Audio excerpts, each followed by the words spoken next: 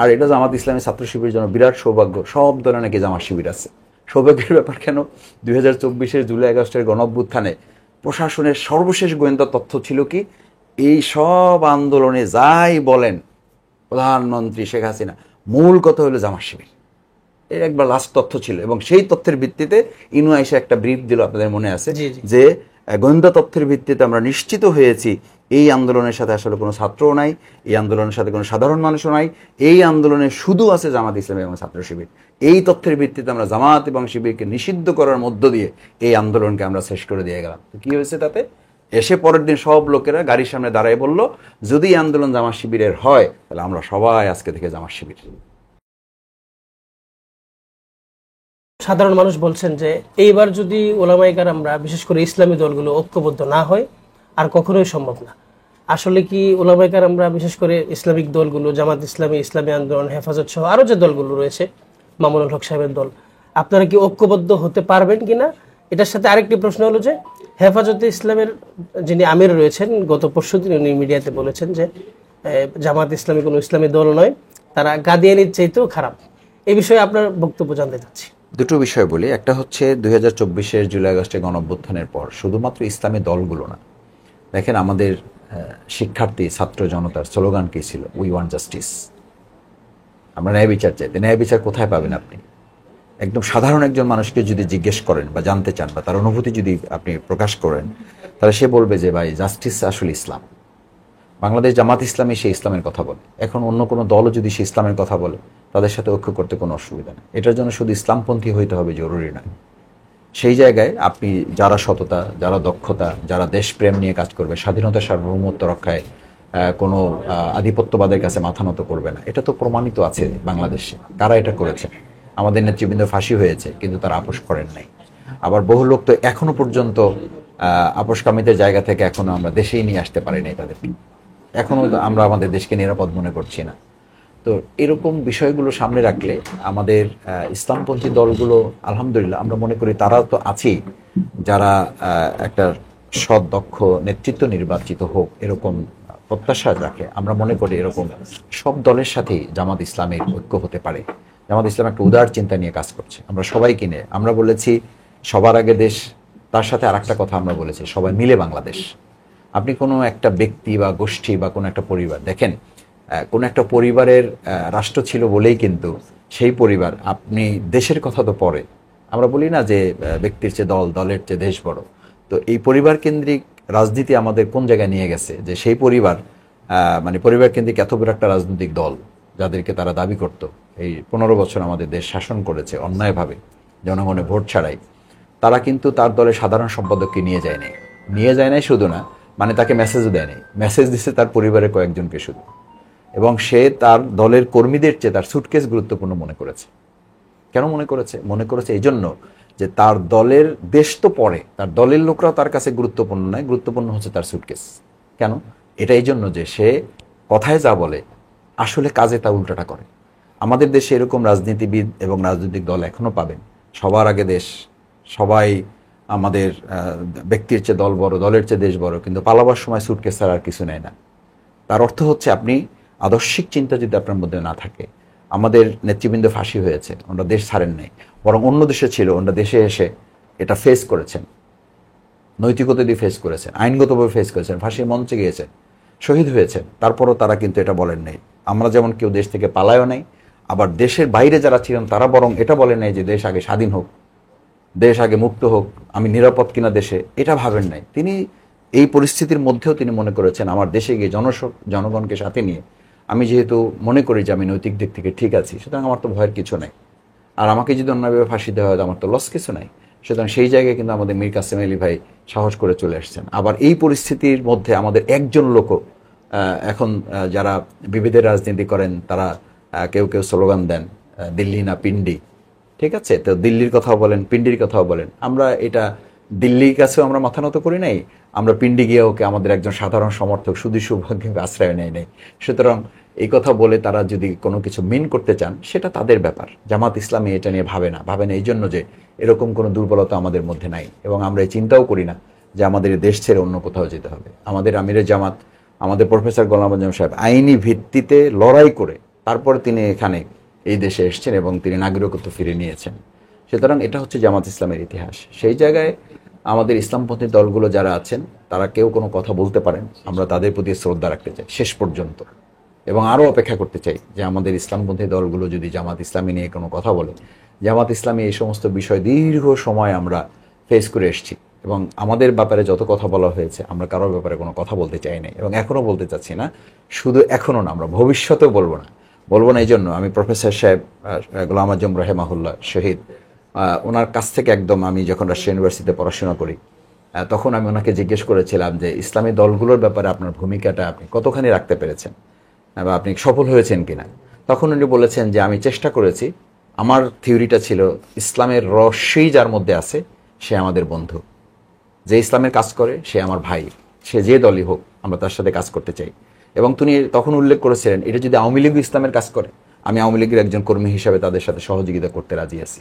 এটা যদি বিএনপিও কাজ করে, আমরা বিএনপির সাথে কাজ করতে রাজি আছি। কিন্তু আপনি দুর্ভাগ্যজনকভাবে লক্ষ্য করবেন যে আমরা মানে রবিউল আউয়াল আসলে তখন বলি প্রিয় নবী রাসূল সাল্লাল্লাহু আলাইহি ওয়াসাল্লাম আদর্শই হচ্ছে আমাদের শান্তির একমাত্র পথ। এরপরে আমরা আবার বলি যে শরিয়া আইন মানতে আমরা বাধ্য নই, আমরা শরিয়া আইনে দেশ চালাবো না।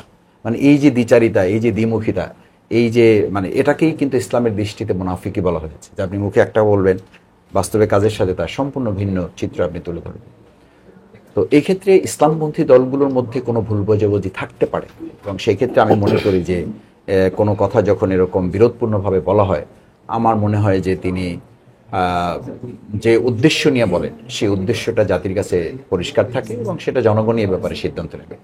ছাত্ররা যে দল করেছেন, বিশেষ করে নাহিদ ইসলাম যে দলের আহ্বায়ক এনসিপি, অনেকে বলছেন যে এই এনসিপির যত লুকবল হয় বিভিন্ন মিটিং মিছিলে সব জামাত শিবির সাপ্লাই দেয়, আসলে কি তাই নাকি? আবার আরেকটি কথাও আছে, অনেকে বলছেন যে বিভিন্ন সামাজিক যোগাযোগ মাধ্যমগুলো লেখালেখি আমরা দেখি যে অনেকে বলছেন যে জামাত এবং এনসিপি মিলে ষড়যন্ত্র করছে, আগামীতে তারা নির্বাচিত হয়ে যেভাবেই হোক তারা ক্ষমতা দখল করতে চাচ্ছে। বিষয়টি কি এরকম কিছু কিনা? প্রথম কথা হচ্ছে এটা এনসিপি জামাত বা এনসিপি শাসনতন্ত্র আন্দোলন বা শাসনতন্ত্র জামাত ইসলামী মিলে যদি সরকারে যাওয়ার কোনো চেষ্টা চালায়, আপনি এটা ষড়যন্ত্র বলবেন কেন? এটা তো চেষ্টা করতেই তো পারে, এটা তো চেষ্টার একটা অংশ, সাংবিধানিকভাবে এই অধিকার আছে সকলের। সুতরাং এটাকে ষড়যন্ত্র বলার তো কোনো সুযোগ নাই। এই চেষ্টা যে কেউ করতে পারে। বিএনপি চেষ্টা করতে পারে না? করছে না, তারা করছে তো, আমরা তো দেখছি যে আমরা একই সাথে বলছি আমরা শরিয়া আইন মানি না, আবার একই সাথে তো দেখতেছি টুপি বদল করতেছি। উনি টুপি দিচ্ছেন না আমার মাথায়, আমি তার মাথায় টুপি দিচ্ছি, আমরা আবার টুপি মাথায় দিয়ে তাদের কাছে যাচ্ছি, খাচ্ছি যাচ্ছি। আবার একই সাথে বলতেছি যে দেশে দক্ষিণ পন্থার উদ্ভব ঘটছে, যেটা খুবই আমাদের উদ্বেগের ব্যাপার। তো দক্ষিণ পন্থার উদ্বেগ যদি আপনার কাছে উদ্বেগের ব্যাপার হয়, তাহলে দক্ষিণ পন্থা লোকের কাছে গিয়ে টুপি বিনিময় করছি কেন আমরা? আপনি টুপিকে ভালোবাসবেন, আবার দক্ষিণ পন্থাকে আপনি উদ্বেগের ব্যাপার বলবেন। এটা মানুষ এগুলো এখন আর নেয় না। এগুলো করেই কিন্তু আওয়ামী লীগ মানুষের এই আস্থার জায়গাটার একেবারে চূড়ান্ত ঘৃণার পর্যায়ে পৌঁছেছে। সুতরাং আপনি যা বলবেন সেটা আপনাকে খুব পরিষ্কার মেসেজ দিতে হবে। আর আপনি মেসেজ দ্বারা যদি কোনো ঘাপলা রাখেনও, বা আমি যদি মেসেজ দ্বারা কোনো ঘাপলা রাখিও, বাংলাদেশের এখনকার মানুষ এবং জেনারেশন, বলা হয় যে জেনারেশন তো 24-এ পার করে আসছি, এখন 25 বা 26-এ যে ইলেকশন হবে তখন আলফা জেনারেশন, এরা আরও বেশি স্মার্ট। আপনি বলবেন তারা খেয়েও পর্যন্ত শেষ করে ফেলবেন, আপনি বলবেন তারা জেড ক্লিয়ার করে ফেলবেন। সেই জাতির সাথে আপনি যা ইচ্ছা তাই করবেন, আপনি ঘাপলা রেখে কথা বলবেন, তারা ঘাপলাটা বুঝবে।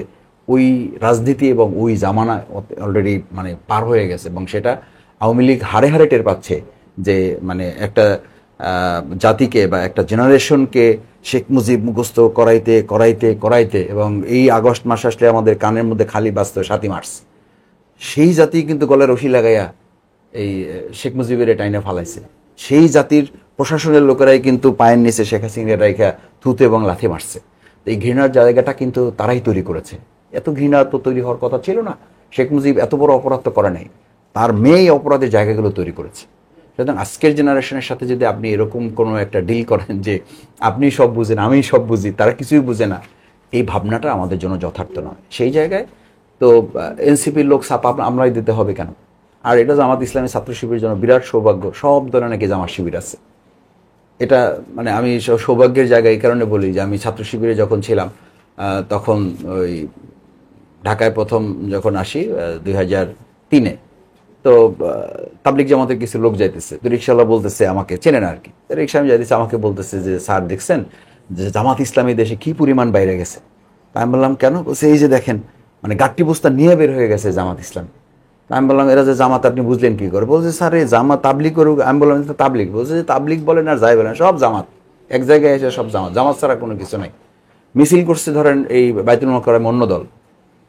আমি সেই সময় যখন আওয়ামী লীগের প্রশাসনের লোকেরা, আমাদের তো কিছু লোকজন আছে, তো ওরা বলতো যে মাসুদ ভাই ব্যানার যাই হোক, প্রশাসন উপরে মেসেজ দিত যে স্যার ব্যানার হলো অমুক, আসলে লোক সব জামাতের, স্যার এদের গুলি করে দেবো। তো বলতো যে না আগে ভালো করে চেক করো, কয়জন না সামনে 2-4 জন লোক আছে, বাকি পিছে যা আছে সব হলো জামাত শিবিরের লোক।